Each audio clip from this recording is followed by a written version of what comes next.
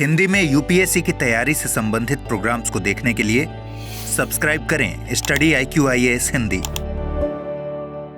नमस्कार, बहुत बहुत स्वागत है आप सभी का स्टडी IQ-IAS हिंदी में। मेरा नाम है अतुल जैन।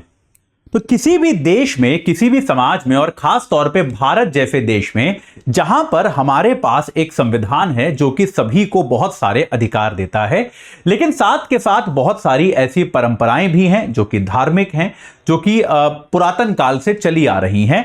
इन परंपराओं और इन नए अधिकारों के बीच टकराव जो है वो होना एक आम बात है।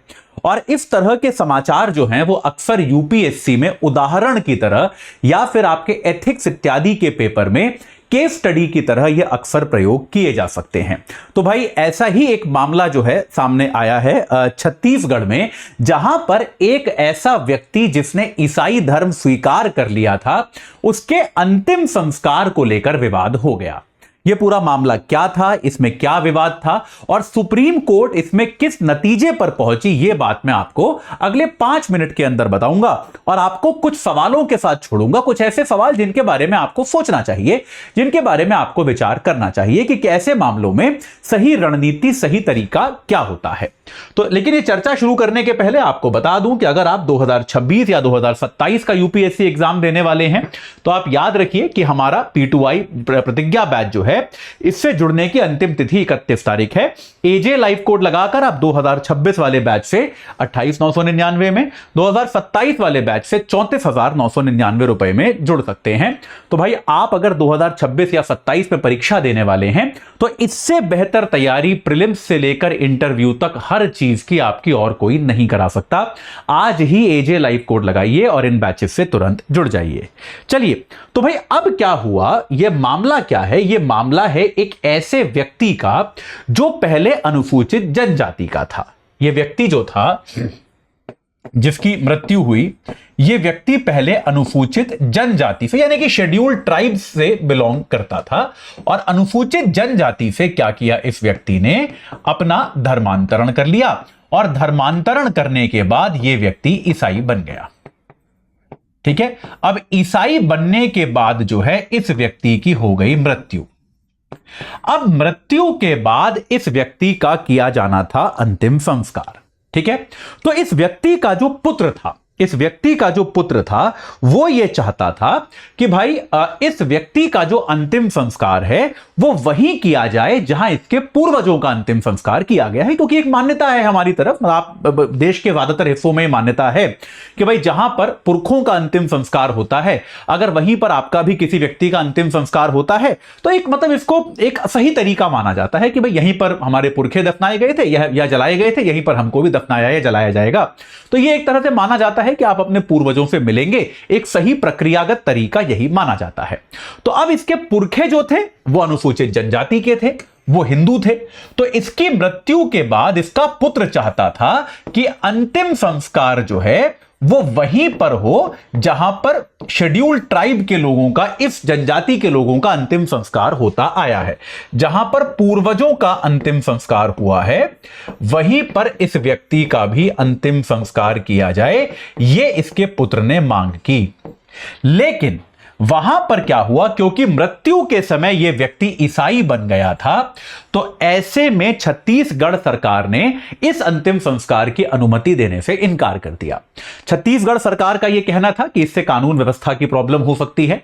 जो स्थानीय हिंदू समुदाय के लोग हैं या अनुसूचित जनजाति के लोग हैं वो इस पर आपत्ति कर सकते हैं, क्योंकि यह व्यक्ति अब अनुसूचित जनजाति से बिलोंग नहीं करता था, अनुसूचित जनजाति का नहीं था, यह व्यक्ति अब ईसाई बन चुका था। तो छत्तीसगढ़ सरकार ने यह कहा कि आप जो है यह अंतिम संस्कार ईसाइयों की जगह पर करें, जहां पर ईसाइयों का कब्रिस्तान है वहां पर आप ये अंतिम संस्कार करें। और ये अंतिम संस्कार, और ये ईसाइयों का कब्रिस्तान करीब 20 किलोमीटर दूर था। 20 किलोमीटर दूर, जहां पे इस व्यक्ति का गांव था वहां से 20 किलोमीटर दूर एक ईसाइयों का कब्रिस्तान था।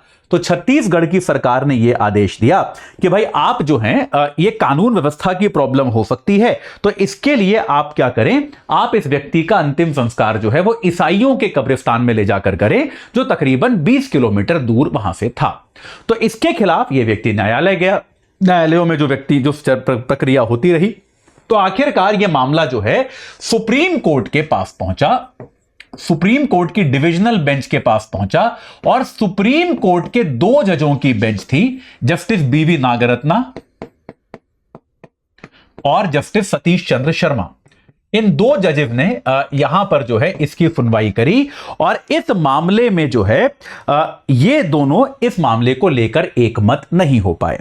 तो ये 2 जजों की बेंच जो थी ये एकमत होकर कोई निर्णय नहीं सुना पाई, क्योंकि दोनों पक्षों में बात में दम है कि कानूनी तौर पर यह व्यक्ति अभी ईसाई है, तो कानूनी तौर पर इसका अंतिम संस्कार वहां होना चाहिए जहां ईसाई समुदाय के लोगों का होता है।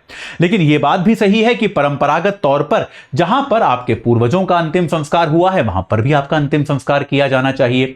तो ऐसे में आपका कानूनी तौर पे अभी कौन सा धर्म था जब आपकी मृत्यु हुई, उसको प्राथमिकता दी जानी चाहिए, या फिर आपके पूर्वज किस लीनिएज से बिलोंग करते थे, किस परंपरा से बिलोंग करते थे, उसको ज्यादा महत्ता दी जानी चाहिए। इसको लेकर दोनों न्यायाधीश जो हैं, जस्टिस बीवी नागरत्ना और जस्टिस सतीश चंद्र शर्मा, ये दोनों किसी भी तरह से एक मत पर नहीं आ पाए। दोनों के विचार जो हैं एक दूसरे से नहीं मिले, तो दोनों ने इस पर कोई स्पष्ट आदेश नहीं दिया, दोनों ने इस मामले को लेकर कोई रूलिंग नहीं दी। लेकिन तब भी दोनों ने यह कहा कि चूंकि यह व्यक्ति का शव जो है यह 7 जनवरी से रखा हुआ है, काफी समय से यह शव रखा हुआ है और यह उचित नहीं है कि इस शव को इतने लंबे समय तक रखा जाए, यह उचित नहीं है। तो इसके लिए सुप्रीम कोर्ट ने क्या किया भाई, इस मामले पर कोई क्लियर रूलिंग नहीं दी कि ऐसे मामलों में, देखिए अगर सुप्रीम कोर्ट आदेश देता तो वो ऐसे मामलों में आगे भी एक गाइडिंग लाइट की तरह प्रयोग किया जाता कि भाई सुप्रीम कोर्ट ने यह आदेश दिया है, अब से यह कानून है। लेकिन ऐसा कोई आदेश सुप्रीम कोर्ट ने नहीं दिया। बस सुप्रीम कोर्ट ने यह कहा कि चूंकि 7 जनवरी से शव रखा है तो इसका अंतिम संस्कार तुरंत किया जाना आवश्यक है। तो सुप्रीम कोर्ट ने अपनी एक्स्ट्रा ऑर्डिनरी पावर जो होती है अनुच्छेद 142 उसका प्रयोग करते हुए राज्य सरकार को आदेश दिया कि भाई इस व्यक्ति का अंतिम संस्कार जो है वो ईसाई कब्रिस्तान में ही करा दिया जाए। जो राज्य सरकार ओरिजिनली चाहती थी कि भाई ईसाई कब्रिस्तान में इसका अंतिम संस्कार कराया जाए, सुप्रीम कोर्ट ने राज्य सरकार को आदेश दिया कि यह अंतिम संस्कार के लिए जिस भी प्रकार की सुविधा परिवार को चाहिए वो आप प्रदान कीजिए, परिवार के लिए सारी सुविधाओं की आप व्यवस्था कीजिए ताकि कोई दिक्कत किसी तरह से परिवार को ना आने पाए। लेकिन अभी के लिए सुप्रीम कोर्ट ने स्पष्ट किया कि यह हमारा आदेश नहीं है, हम इसको आगे यूज नहीं किया जा सकता, क्योंकि इस तरह के मामलों में क्या निर्णय होना चाहिए यह सुप्रीम कोर्ट ने नहीं किया, यह नहीं कहा। लेकिन उन्होंने कहा कि चूंकि यह मामला टाइम सेंसिटिव है, 7 तारीख से यह व्यक्ति जो है इसकी मृत्यु हो चुकी है, इसका शव जो है एक मुर्दा घर में रखा हुआ है, तो यह आवश्यक है कि इसका अंतिम संस्कार शीघ्रातिशीघ्र किया जाए। तो अभी के लिए, इस समय के लिए सुप्रीम कोर्ट ने आदेश दिया कि ईसाई कब्रिस्तान में ही इसका अंतिम संस्कार कर दिया जाए, जैसा कि राज्य सरकार चाहती थी, और उसको जिस भी तरह की सुविधा चाहिए वो राज्य सरकार प्रदान करे। तो भाई देखो, देश में अलग अलग वर्ग, अलग अलग समुदाय संप्रदाय के लोगों के बीच में इस तरह के परंपरागत विवाद जो हैं वो आपको अक्सर आते हुए दिखाई देंगे। और आजादी के इतने वर्षों के बाद भी इस तरह के विवाद जो होते हैं वो आमतौर पे आते रहते हैं, जहां पर परंपरा और कानून जो है, जो एक भारत का धर्मनिरपेक्ष कानून है, वो आपस में टकराते हैं। लेकिन यह टकराना कोई गलत नहीं है, यह टकराना कोई अपवाद नहीं है, क्योंकि इस तरह के टकराने से ही हमको नए कानूनों का रास्ता जो है बनता हुआ दिखाई देता है। तो आगे जाकर कभी जब इस तरह के मामलों पर निर्णय आएगा तो अपने आप में एक परंपरा स्थापित होगी कि सुप्रीम कोर्ट जो है वो इस तरह के मामलों में क्या करना चाहती है, क्योंकि अपने आप में एक बहुत ही इंटरेस्टिंग, बहुत ही एक, जिसको हम कह सकते हैं, एक ऐसा मामला होगा जिस पर सबकी नजर निश्चित तौर पर रहने वाली है।